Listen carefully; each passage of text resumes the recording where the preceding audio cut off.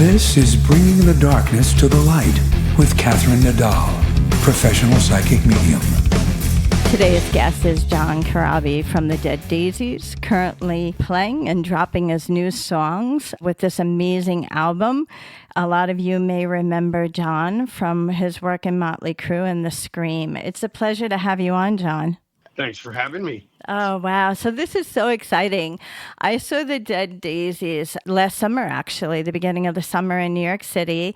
And it was one of my favorite places in New York City. And afterwards, we were able to go up and meet you guys and talk with Doug. And so this, to me, is really exciting because I've had a chance to hear your new music. And I know that your upcoming blues album, Looking for Trouble, is actually dropping today on May 30th. Can you tell us more about that? Yeah, it all started with us going to this place called Fame Studios in Muscle Shoals, Alabama. There was this really awesome documentary that Netflix ran for a while. I believe it was called The Sounds of Muscle Shoals. It was kind of a bucket list thing. There's a few angles on this, but one of the things was it was like one of these legendary places that you always read about or hear about. And we had talked to our manager and said, man, it'd be really cool. We're going to be in Nashville to record and write. Can we go down to Muscle Shoals as well for a week, 10 days, something, anything, to just get some time in down there, and just something that we could check off the bucket list. Like, yeah, we recorded there. So we went down and we were kind of technically there to write for what became our Light 'Em Up record that came out late last year. You know, it was one of those places, man. It's like we were just so blown away by the history of the building. It's a functioning studio, but it's also a museum. You know, so we were just down there and we were just kind of goofing off every day. Around dinner time, they would bring in 10, 15, 20 people, whatever they had for the day. They would sell tickets and they would bring the public in and let them look through the studio and all the older gear. And so we would take a little dinner break. And then once they left, you know, we had a choice to either go home and sit in a hotel room for hours on end, or just kind of goof off and hang out and see what came of the studio. And we started jamming at one point, Doug, and, started playing like Crossroads and some of these old songs like Born Under a Bad Sign. And after we kind of kept it's not tape anymore, it's the session rolling, we were like, this sounds pretty cool. So we kind of just decided, let's do a blues record as well. I got to be honest with you, it was fun, but it was really enlightening because none of us are blues aficionados and don't claim to be. But, you know, once you start picking these songs and you start researching how it was written and why it was written and who wrote it and just the stories behind these tunes, it was pretty awesome. Yeah, that's really amazing. You know, that area, I was just recently talking about Muscle Shoals. Actually, I had on my show Mike Mozart. He spent a lot of time down there as well. There's just something about that whole scene. You can actually feel the vibe or the spirit of all the talent that's been in there previously. Did you feel that as well when you were there? Yeah, and it's weird. We always travel with whatever we're doing, whether we're on tour or recording, writing, whatever. We have a guy that kind of documents everything for us. This guy, David Pear. David was there, and he got some really great stuff. There's a short, 25-minute documentary that we made on the blues and us recording at Fame Studios. And there was some really cool moments in there where Michael, our bass player, he's standing in this room and he goes, man, there's probably a 90% chance where I'm standing right where Duane Allman stood when he was playing his guitar.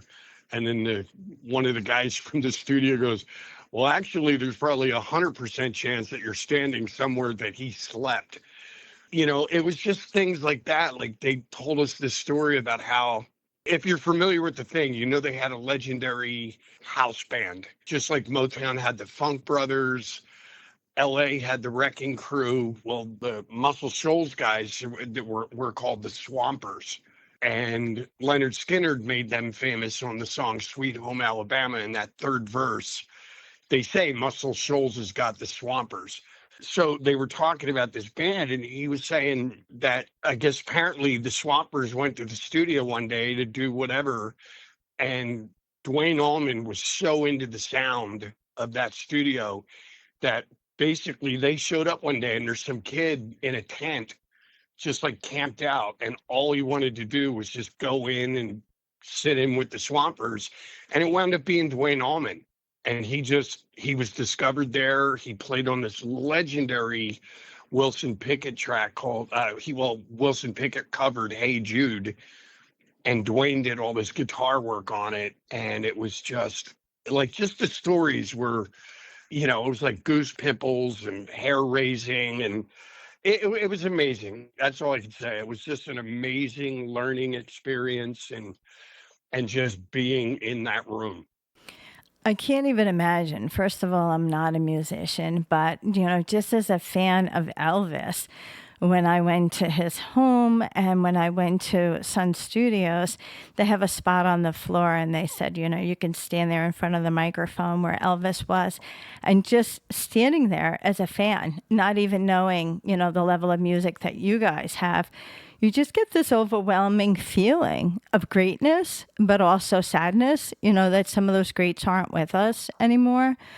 That place must have really inspired you guys to start writing these songs. Is that where it came from? Yeah, we were only there for like 10 days, 9 days. So we did some writing down there and we put the blues record together. And then we went back up to Nashville to Marty's studio, which one of the other reasons why we went to Muscle Shoals is if you watch the documentary, the first place was called Fame.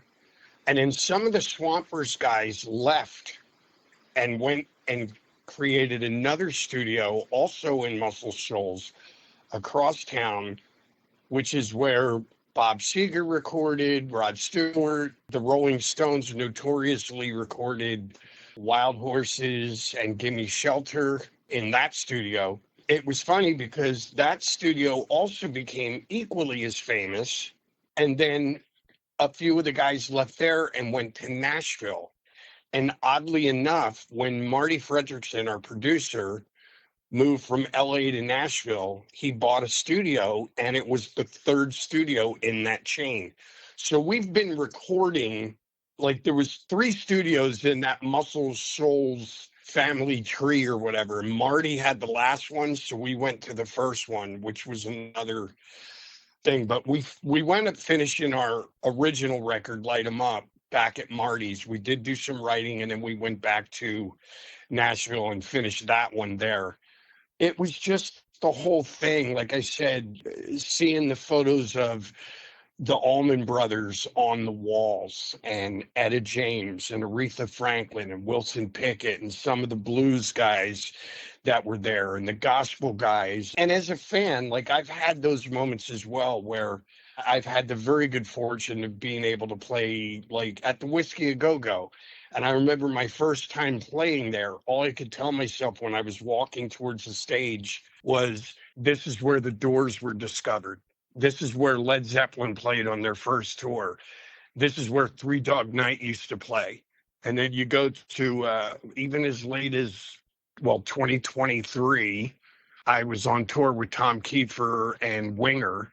And the last show of our tour was at the Ryman here in Nashville. And I had the same thing where it's like I was walking on stage and I was just sitting there going, man, this is Elvis played here. Johnny Cash played here. Do you know what I mean? So as a fan, you do have those moments where you're like, oh, I'm walking into this hallowed ground. It's really inspiring, but it's a bit intimidating too, because you're like, I got to put up or shut up right now. You know what I mean? That's so funny. Yeah, that is just such an honest approach to walking on stage and kind of realizing the history of it, but also realizing that you're playing to probably an audience of people that had the same experiences with being fans of similar music. So it's really incredible. I wanted to talk about, since I'm not a musician, how was it to transition from doing hard rock or heavier rock to going into a different genre like blues? I'll tell you this right now. Like, one of the things that we've realized doing this record, like, to me, the blues are like the seed of everything. It's crazy when you go down, we were talking about the family tree of Muscle Shoals. Short of classical music, to me, the blues created everything. You just look at the progression from the blues to artists like Jerry Lee Lewis or Elvis Presley, Chuck Berry, like all that stuff, and then influencing the Beatles and the Stones. It just kind of created everything, including country. So you look at where it all started, this art form, this kind of at the time, when the blues was, you know, a white America was not ready for this black devil's music back when the originators were doing their thing. You know what I mean? It was kind of shunned. It took guys like Elvis that just fell in love with it, and Chuck Berry, and just all these cats, and they kind of did their own thing to it. And then it also went over through servicemen and merchant marines. It somehow made its way over to England. And those cats really took it and reinterpreted it and then sent it back to America and made us love it. You know what I mean? And it's just, to me, what we do as the Dead Daisies through our original music, there's really no difference, because this is where it all started. It all started with the blues. And I don't care whether you're looking at pop music, country music, rock music, even, heavy metal music. Like, it all kind of started through this seed that we call blues. And it just morphed into different tree branches on the tree. You know what I mean? It's just weird. For us, it was just kind of interpreting these songs and saying, okay, how would we do them? And we just did it. Yeah, that's so cool. Yeah, it's really amazing. I mean, you've been playing a long time in your life. Do you ever look back and say, wow, it's been 20 years or 30 years, or look what I've done? Like, what is the reflection, especially since you're playing out and you're doing a lot of shows? Well, I guess by the time this comes out, we'll have already been to Europe, but we start a tour on June 14th. We're going all through Europe for, I guess, the better part of a month. And then we come home and we have a few weeks off, and then we're going back over to the UK. But it has been an interesting ride, I have to say. Like, I've been doing this. It's funny, as an artist, I kind of tend to look at things like, most of the time I look at the glass half full. But there are my moments where I go, okay, what do I need to do to have the Steven Tyler bank account, or you know what I mean? We all have those moments where you're like, what do I need to do? But as I get older, I've just kind of grown to appreciate the little things. And it's the fact that I was able to get one record deal was amazing. The fact that I'm sitting here from my first record deal 35 or 40 years later, and I've had multiple record deals. I'm still going on tour. I'm still doing music. I'm still doing interviews. Everybody in my family is healthy. My wife and I are very blessed. So I tend to look at things now more on the the glass is half full thing. And I just feel very blessed to be able to, I guess, still be here, for lack of a better term. You know what I mean? It's just, I've had a cool ride. Yes, you guys have so much power on stage. Even last summer when I saw you, I was just like, oh, blown away.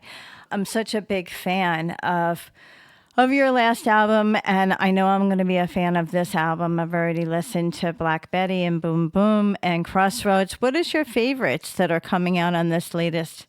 The funny thing of it is we were, again, we're not blues aficionados. So there's a reason why we chose, like, I've had a few people, I don't want to say criticize, but they've kind of like, oh, well, you kind of picked the obvious songs.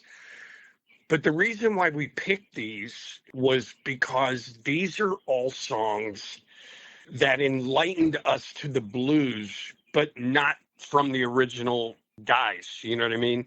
Like Crossroads, I became aware of Crossroads through the band Cream. And then again, a little later on in the 70s, when Leonard Skinner did their One More From the Road record, they covered it. Walking the Dog was one that obviously Aerosmith covered. David Lowie wanted to do the song Little Red Rooster because as a boy in Australia, he saw the Rolling Stones on a TV program play Little Red Rooster. Not knowing who wrote the song, he just thought, oh, that's the Rolling Stones. And he became obsessed with the Rolling Stones. So all the songs on the record are songs that we heard somebody else do, and it influenced us. And then, but we said, we don't want to do their version. That's their interpretation of the song. Let's do our own thing in a manner. I'm sorry, this is a very kind of weird answer, but we kept every song that we did, we kept saying to ourselves, what would Led Zeppelin do? And that became like the motto because of Zeppelin's version of When the Levee Breaks on their fourth, that classic Zeppelin record, the one with Stairway to Heaven on it and all that stuff. And they did When the Levee Breaks, which is an old song from 1929 that a lady, Memphis Minnie, and this guy, Kansas Joe McCoy, wrote about the great Mississippi River flood of 1927. And what Zeppelin did was they kept the lyrics and the melody, and they just put this epic music to this thing. And again, it's a cover song. It's an old blues song, but it was the song that one of my heroes from the 60s and 70s turned me on to the blues. You know what I mean? So all the songs on there, it was just like, how can we make this ours? And it, again, we're not saying we're statesmen of the blues and the encyclopedia, but we're just saying, like, these are songs that somebody turned us on to these artists and these blues songs through their interpretations. Now here's ours, if that makes any sense at all. Oh, I can listen. I can listen to you for hours. I mean, I completely love how you weave in all of this from the history of the music back to what you guys are doing and how it relates to this album. And wow, you really are incredible, John. It has been a pleasure to have you on my show. I have to ask you, since I was a big fan of Motley Crue, what was your favorite song with them? I guess from the past, from prior to me being in the band, I think my two favorite songs were Primal Scream and Live Wire. But I used to love, we did an acoustic version of Home Sweet Home that was so drastically different than their version. It was just acoustic guitars, harmonica, and then really stripped down. And that was pretty cool too.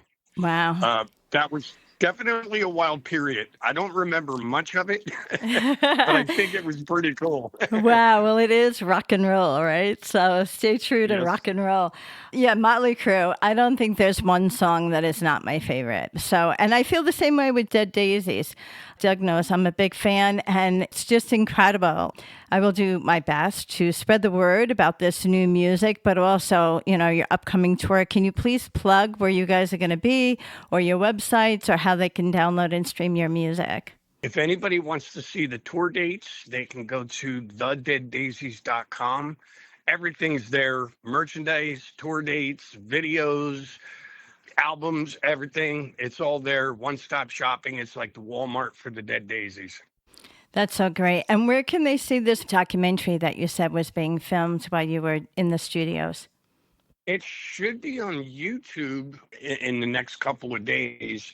I thought they were releasing it in conjunction with the record, so it's probably on YouTube right now. Okay, If they go to the awesome. Dead Daisies music page. Wow, so cool, so cool. So I cannot wait to see you guys again. I'm going to have to go to the tour schedule right away and check out where you're going to be. But I wanted to say thank you again for being a guest on my show, and I wish you all the best with this upcoming music. Thank you, darling. Thank you. Take care. All right. Bye Bye bye. bye. So tonight we have Doug Aldrich from the Dead Daisies. It's a pleasure to have you on, Doug. Hey, Kathy, thanks so much for having me. I'm really happy to be here with you. Wow. Well, you know, I am a very big fan of yours. I really enjoyed seeing you last summer. But I love all the Dead Daisies work. I love all the work that you've done. You know, you're really an incredible guitarist and you have such great stage performance and you're just a lot of fun to be around. So I wanted to make sure you knew that you have a number one fan here. Oh, that's awesome. Thank you so much. Wow. That was with Jack Frost, right? Yes, actually, last summer, Jack and I saw you in the Rocket in New York City. That show was just it was so jam packed with people and performances and songs, and it just had the New York City vibe, which was really awesome. So that is so Yeah, great. it's always an honor and a pleasure to play in a place like New York. It's not every day that I don't live there and I don't visit there enough, but when I do get to go there, it's super fun. Yeah, it's great. I know today is a really big day. The show is going to air a little bit later, but today is May 30th, and you have your album and your singles that are dropping today. Later on in the interview, We're going to actually play Black Betty. But tell me your personal experience. We just had the chance to talk to John and hear his take on getting involved in a blues album. What was it like for you? It was very exciting because, as I'm sure you guys discussed, that studio has so much history and it's really inspiring to be there in those places. It was also a little bit daunting for me because there was a little bit of pressure, that's some hallowed ground there, basically the vibe, you can still feel it from the artists that have been there, that have walked those halls and been in the studio. And then when you start to, as a guitar player, speaking for myself, I'm not going to say for John or anybody else, but for me, it's a little bit daunting to attack some of those songs because the versions that we're all familiar with, stuff like Crossroads or The Thrill Is Gone or Black Betty, these are like really classic songs that people know and they know them a certain way. And so to go and hit that stuff fresh and try and put like a fresh perspective, or as David Coverdale would say, a fresh coat of paint on that, Douglas.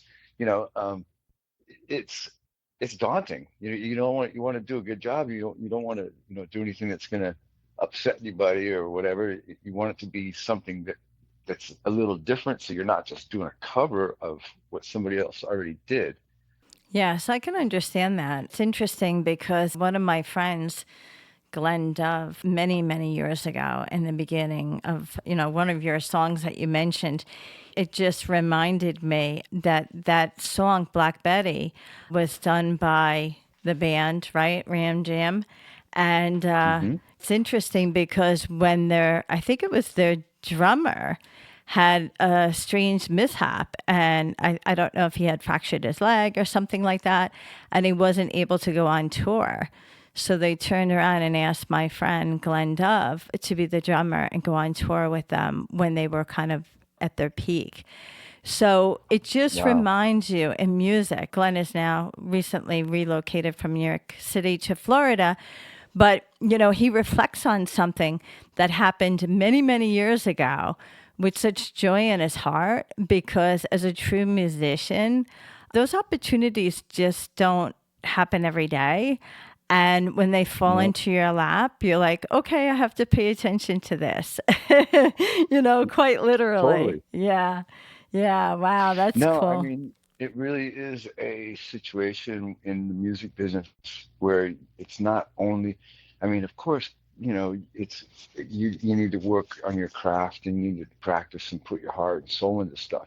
But at the same time, there's definitely luck and other things involved that really need to happen to help us all get to the place we want to be. It's like there's more to it than just how good you are. Got to have that luck too. Yes, that's true. But I really think your performance stands true. Just having the talent sometimes, you have to be able to work the crowd and the stage and all of that. And the Dead Daisies, definitely do that every time. So that's really great. Talk about daunting. You really have a lot of tours on your schedules. What are you looking forward to in the near future? Well, I mean, I love the tour and I love to, the opportunity to play. And the only difficult thing is leaving home, leaving your family. Like I got kids still at home, and time goes by so fast that I just hate missing a second. But I love waking up, and my job that day is to, basically practice and rest up and then look forward to a performance at night. Usually it's, a long night, and afterwards we maybe have some travel or whatever, but it's just like it's the greatest job in the world. So I love it. Look, I totally look forward to it, especially this time of the whole process when you've just got a record that's out.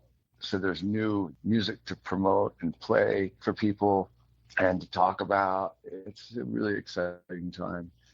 Probably the second most exciting part of the whole process. The first being when you're actually in the studio and you're going through it and you've got these ideas that you want to do, you've got these goals that you want, and then you go in there and you record and you're playing and you're digging deep. And once you get it, it's like you've got this kind of secret that you're holding on to that the world hasn't heard yet. And you've created something really special that you just have to wait for the release date. So today's the day. Yes, today is the day, and I can't wait to blast it out on social media for you. You know, John was talking about how someone was traveling along with you and doing a music documentary while you guys were in the studio. Can you tell me how that was for you? We've gotten used to that kind of thing. That used to be a little bit nerve wracking because, when someone's around with a camera just filming all the time, it can be a little bit distracting because you're not really used to that. And you start thinking about like, did I play it good enough? Or hopefully I look okay, whatever. But mostly, the times that I feel like I really dig in and capture what's going on in my head or my heart is when I'm really focused. And so sometimes if something kind of pulls you out of that or distracts you, maybe you don't get there. So the more that somebody's around, the more you get used to it. And eventually now we don't really think about it. The guy is always around with a camera. He's very talented. I mean, he definitely always makes sure we look cool or whatever. And, he's getting really artsy and doing stuff that's cool. But you just got to get used to it. He was there the full time. He would say, "Hey, I want to grab this today or grab that." There's been times when we'd be walking out of the hotel, or in that case, it was like almost like a residence inn or something. He'd be hiding in the bushes, filming us walk out and talking and stuff, so that we would just be natural. It's cool, I mean, you get used to it. Well, I think it's a wonderful treasure for the fans to kind of see the behind the scenes and to see you in different aspects that they would never see you before. So I'm really glad that you're incorporating that into it. I think John said that might be showing up on YouTube. So we're going to have to look for that as well. Definitely on YouTube. When you say you start thinking, you become like self-conscious, like someone's watching me. I totally get that. But I have to give you a compliment because on stage, you're just in another realm, I think. It's kind of like some performers call the stage their home. So once they step out, the fans don't notice it. Does that make sense? Yeah. Yeah, it does. And also when you go on stage, you're pretty rehearsed. So you feel confident. You're just going to dig in. You get on stage and you just let it go. And never had a perfect show in my whole life. So I'm not bothered really if I make mistakes or something. It's just part of real life. We are all humans, right? Yeah, I True, mean, yeah. nobody wants to see it. Sometimes the little accidents that happen are the real magic. And it happens when you're creating too. You didn't know what was going to happen when you walk in the morning. And there's times when I'll definitely have my private time alone to just, get my thoughts straight and calm down and just get focused. At the end of the day, you're walking out and you've accomplished something that you didn't know you were going to do. And it's cool. It's a great feeling. So you were a musician since you were a young man, right? Yep. Wow. So this is your whole life. Yeah, my whole life I guess I started to really get inspired by, music that my sisters both had record players. I didn't have one. And so I'd just kind of go in and get the headphones and put on a record, and really just the music would like totally transform my whole mind into like something else. And I just really loved it. I always gravitated towards the guitar. I started, I didn't really understand how to practice and how to get better in the beginning. I just learned slowly by, through friends, which somebody would show me something, or I stumble upon something on accident or whatever. And little by little, after the 10,000 hours, you're like, okay, I may not be a jack of all trades, but I do something that I like. And there's something that I, do well enough to, to add something to a song or whatever. So it's a long time that I've been doing it, but it feels like it's just yesterday that I picked it up for the first time. I still Wow. remember. Yeah, well, you've had a lot of success in your career. Tell me what you think your highlights were, other than being in the Dead Daisies and having this album dropping today. Yeah, always the highlights for me have been creating. So the highlight would be creating a song in a day or in a week or a month, however long it takes. But once you get it and you're like locked in and you feel like that's it, you're happy with it. It's a great feeling. It's a personal quiet. Like, it's not like going, hey, I sold, this many records, or I, played in front of this many people, or anything like that. It's more of a personal success of, man, I created something that I'm really excited about and I can't wait to share it with other people. That's always been the best. So like my career playing, when I first started, my friends and I would basically go in the basement, and we would just try to learn songs, and we would just play all the time. Before I could drive or do anything, my mom would just drop me off at my friend's house, and his brother was a drummer and he was a bass player. So we'd just try to learn everything we could, from Deep Purple to Rush to Pat Travers to Zeppelin, to later, Van Halen and stuff like that. And then when I moved to Los Angeles, it was 1981. I was starting to see, some rewards of like the work that I'd been putting in. But when I got on my own, away from my parents, of course I missed them, but I was locked into really starting to practice and playing. I remember my first few gigs in Los Angeles. That was definitely a highlight. And I didn't set out to try and join another band or something. I had a band that we got together and started playing clubs. But through that, I got offered to audition for Kiss. And I was like, wow, that really is, even just being asked to audition, even though I was definitely too young and inexperienced and stuff. It was really like kind of like a plateau of going, okay, I'm definitely doing something right. Now I really want to lock in and try and get better and find my thing, whatever that is.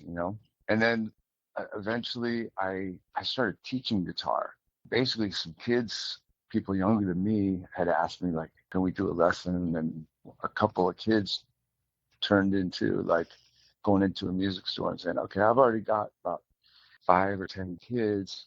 I don't remember how many, but then it just grew really fast. It was a time when everybody wanted to play guitar, and there was so much great music coming out in the early 80s, and it was still, the music from the 60s and 70s was still like really important to kids. And then it grew to the point where I was basically full-time teaching and doing a couple of group classes. It really helped my playing a lot to do that. And it was a really great experience to be able to feel like, hey, I've achieved this, where like I'm able to make a living playing music now. That was a definite highlight and plateau. And I was getting better at the same time. I was getting paid to practice, basically. It wasn't a lot, but it was, at least I could take care of myself.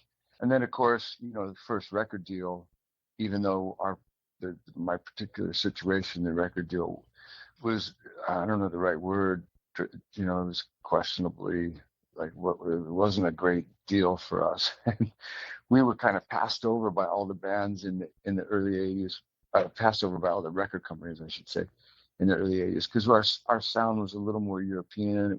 We were a little bit more influenced by the European, seeing Lizzie and Deep Purple and Whitesnake and Zeppelin and stuff like that.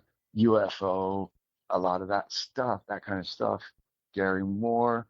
So we weren't like your typical LA band, and we got passed over, but we did finally get a deal, and we did make our first record. It was a band called Lion, and it was really felt like a great success and high point. And then we found out that the business is not always fair, and it's not always easy. And, things dissolved with that after a few years. But then I just kept going. I was lucky, got other offers. And so then another high point was the first time touring really and going to, other states on the tour, which was really cool. And eventually going to other countries. Japan was really important. And, there was definitely, I remember times I felt like, man, this is just incredible. If you would have told me that I would be playing a concert to a sold out crowd in Japan or something, it was just like incredible. I couldn't even imagine that. And I just was so excited and happy and figured, okay, well, that's meant to be. So, and it's just been like that. Every time something, it would just be a little growth spurt, and coming and seeing what the fruit of that would be. Joining Dio was definitely, I felt like a success, and Ronnie really put me out there. Working with Whitesnake, obviously, for me was kind of going back to my roots, and working with David was really, really incredible. And at a certain point, I said to him, I go, look, we were just meant to do a couple months tour, and then I was going to go back to Dio, and then a couple months went into 9 months, and then we had another tour the following year, and finally the next year I said, I think in order to make this thing move forward, we got to get some new music, and we got to find a way to bridge you got your European fans and your Asian fans that love the old Whitesnake, and then you got the US that loves the '87 record and such. So we need to find a way to hybrid, put those two sounds together. And that's what I worked on for David. And eventually we were making a record. And that was definitely a high point, bringing music to him and having him be inspired and go like, man, I love what we're doing. You and I have a great chemistry. And so we did a lot of work together that I'm really proud of. And then coming into the Dead Daisies, felt like, I had to basically, there was a period I had to get off the road. I had gone through 2 pretty long relationships while I was in Dio and Whitesnake, and actually was blessed to get a son on the second one. But I had been so dedicated, 100%, Whitesnake, 24/7 for a long time, that I think my relationship just crumbled. It was like I wasn't home enough and helping with the baby. So like my wife at the time, my son's mother, she lost herself. She needed to find herself. And there was a situation, even David, he would come to my house, and before I had a son, and she was definitely starting already just to be isolated because I was so busy with David all the time. And then having a child, and he was around 2.5. I could see it was really weighing heavy on her that I was gone all the time. So the relationship crumbled. And when it did, I told David, I really need to get off the road for a while. I was starting to pull back, and I could feel he was definitely not so happy with that. And he basically said to me, look, I get you gotta be with your son. Let's figure out how you can move to where I am, so it's just easier for us to work. And I said, no, you don't understand. I'm breaking up. I need to take care of my son. I can't and so I pulled away. And so I did that. I was, off the road for a couple of years, or a year and a half, something like that. And I got the call to join the Daisies, and they said, we're going to make a record. We wanted to make a brand new record with you. Our previous guitar player, the original guitar player, Richard Fortis, was going back to Guns N' Roses. And they said, we want to make a record with you and tour. And I was ready. I was like really excited about it. And I knew the guys. I mean, I worked with Marco Mendoza before. I'd worked with Brian Tichy before, and John Corabi and I don't know if he mentioned it, but he and I grew up together. I met John in high school, in like 10th grade. And we never worked together, but I always wanted to. So I was excited about that. But when I got together with the band, it felt like being in my first real band again. It was like a family again. It was really cool. And we were in Nashville working with Marty Fredrickson, and that was a really great feeling and experience. I felt like that was definitely a high point.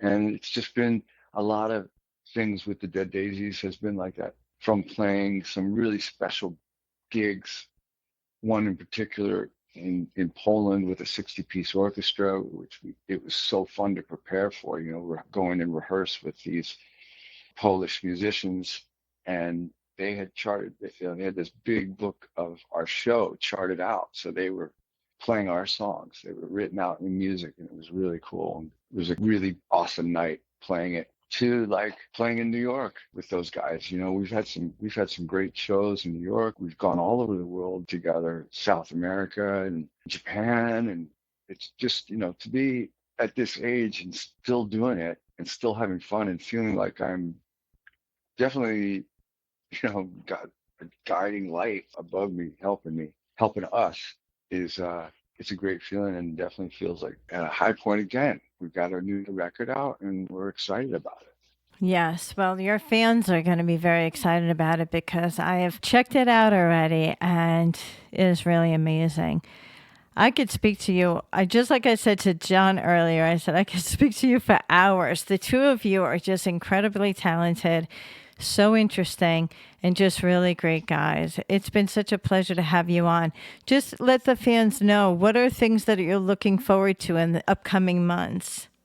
Well, I'm really looking forward to getting on the road, and by the time this is out, we'll have been on the road already. So we're getting ready for that tour, and that's a European tour: Germany, Poland, Netherlands, some Belgian dates. We're doing some festivals. It's going to be a fun summer of touring. By the time this is out, we'll be getting ready to go to the UK for a bunch of dates in the UK. So I look forward to, the biggest thing that I love is, like I was telling you, going into the studio and creating. And I love the process of going in rehearsal for a tour. And learning new songs together that we might want to do, or making adjustments to songs that we already do, figuring out a set list, experimenting with gear. Kathy, after all this time, I'm still chasing my tone. I can almost taste it. It's right there, on my fingertips. I can almost touch it. And then it's like, I'm not there yet. I'm still chasing it. It's kind of a joke with, there's a rehearsal place in Los Angeles it's been around since '83. And I was one of the first people to go in there. Now it's a place where everybody from Guns N' Roses to Foo Fighters and all these people that live out here would rehearse at Mates Studios. And the owner, Bobby, is just a great guy. He's awesome. And he would say, like, Doug, we've been friends so long, and your tone's always great. And I'm like, I'm still Bobby. I almost got it, man. It's almost there, He just laughs because that's the thing, If you get everything that you want easily, then maybe you don't try as hard or something. It's nice to be able to strive for something, and then you feel like, hey, I'm making progress, but it's not 100%. So, like I told you earlier, I've never had a perfect show. If I do, I might just give up. I don't know. I don't think I will, though. You're There's so always room funny. for error. Yeah, no, you make a good point though, because if things come too easy, then you don't work as hard and you also don't appreciate the process of the success of it. I could really Yeah. tell how hard you work. You're really dedicated. You're not just a performer. I follow you very closely on social media, and you're like a completely wonderful human being. All of your posts, you really, really have touched a lot of your fans, and your gratitude and your presence to your fans has really been echoed in all of your posts. That's nice. As we both know, I went through health issues last year, and basically the thing that helped me the most was was having a positive attitude that like, because I got kids and stuff like that, I was like, I got to beat this. And so like we talked about, it can happen to anybody. It doesn't matter who you are. You can have health issues that come up or that surprise you. And my advice would be don't let it get you down. It's just one more chunk of the puzzle that is you, and that makes you unique. It's everybody's situation is different, so everybody's unique that way. And I learned that it's important that one of the key things is it's important to go get checked out, like have regular visits. I mean, Ronnie told people, after he got sick, he would tell people, you got to go get screened. Do this for me. Don't mess around. Like you got to go. And because the key is catching stuff early, whatever it is. And he was right. And I didn't take it seriously enough. I felt like, man, I feel great. I'm in great shape, the way that I feel. So I'm not really worried about it, but it just snuck up on me. Thanks to my wife, helped me get through, but I definitely kept a positive attitude. Like I'm not going to go down easily. I'm going to fight hard and keep a positive attitude. And I heard a lot of stories about, people had gone through, and for a lot of people that had gone through it before me, I reached out to and heard about what they went through. So I basically had an idea of what I was in for. And I just hoped for the best, prayed for the best. And a lot of people said, hey, it's going to be a bump in the road for you. It's just going to be don't even, just work hard to get better, take your time. And at the time I felt like, well, it's a bit more of a bump than I was thinking about. But now in hindsight, it really was just a bump. So, no matter what you do, you got to look after yourself with regard to your health. And it could be, anything. It could be you got a cavity and it turns into you lose a tooth or something. So you just have to take care of yourself as best you can. So that's why I learned out of that thing. But positive attitude is what got me through. Absolutely. Wow. Well, it has been a pleasure to have you on the show. We will list all of your social media. We will be playing your songs, and I will be looking at your tour schedule because I definitely want to see you again on the big stage. Well, that sounds awesome. I look forward to seeing you as well. Thank you so much for all you do for, all the artists that you're working with. We all are blessed to be doing this and having, music is so important to, most everybody. There's a few people that don't really maybe need it, but everybody else does. We really need it. And so we're grateful to you for spinning our records and blasting everything out to the public. You've got a big footprint there, so it's awesome. Wow. Well, thank you, Doug. And everyone, check out the Dead Daisies. It's been a pleasure to have you on. Thanks, Kathy. Listen, God bless you and your family, and I look forward to seeing you as soon as possible. Thank you. Have a great tour. Have a great summer. Thank you. Bye-bye. Bye-bye.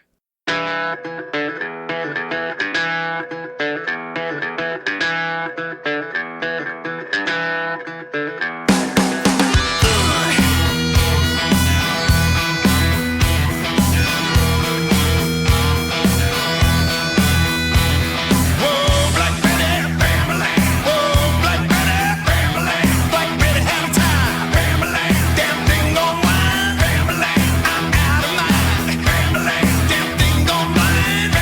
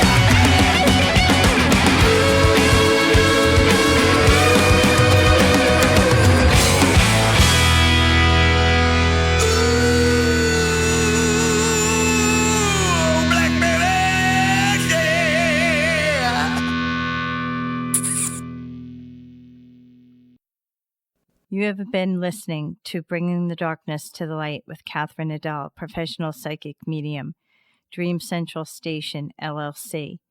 My audio editor is Al Hemberger at the Loft Recording Studios in Bronxville, New York. This is WNEW 102.7 FM radio.